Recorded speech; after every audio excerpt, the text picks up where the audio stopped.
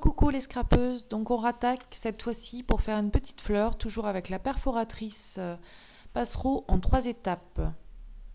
Donc cette fois on va utiliser que l'aile de la perforatrice. Donc vous faites 5 petites découpes comme ça, dans du papier cartonné.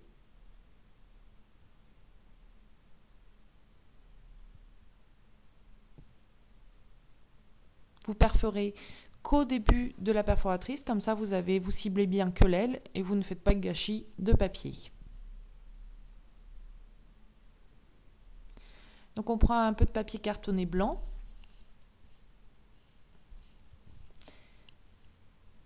Vous prenez un tube de colle et c'est parti.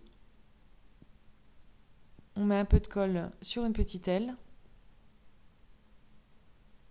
et on la pose sur le papier cartonné blanc.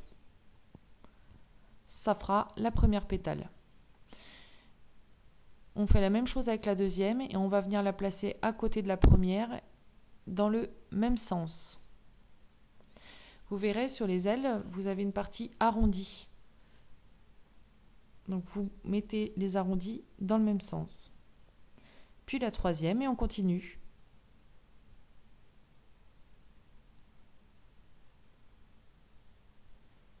La quatrième. Toujours dans le même sens. Il n'y a que la cinquième qu'on positionnera dans l'autre sens. L'arrondi ne sera donc pas dans la même direction que les autres pétales.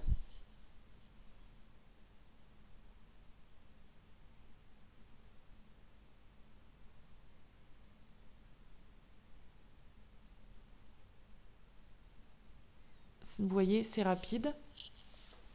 Donc pour le centre, j'ai choisi sur le catalogue de chez Stampin' Up, c'est une nouveauté cette année. Donc je prends un petit cristal du Rhin. Vous voyez, c'est une petite perle, un petit bijou, tout brillant, magnifique. Moi j'adore et en plus c'est autocollant. Pour la tige de la fleur, eh bien vous faites une découpe de la branche qui fait partie donc de la perforatrice aussi. Vous découpez à la base comme j'ai fait sur la vidéo. On colle et vous venez la placer ici sous la petite perle.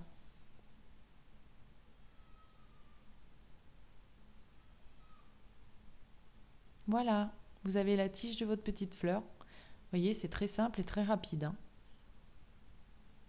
Ensuite, j'encolle le feuillage. Donc, ce que j'avais découpé de la branche. Et je viens le placer en bas de la tige. Voilà. C'est exactement la même fleur que j'ai fait pour la carte des félicitations aux mariés. Dans la couleur, c'était cerise carmin.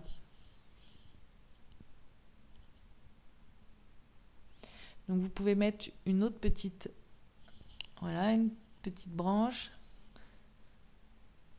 Je l'avais pas fait pour ma carte, mais ici on peut le faire pour vous montrer quoi. Vous la placez un petit peu plus bas que l'autre. Vous collez.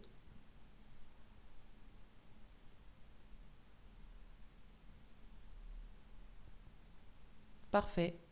Votre fleur est maintenant terminée.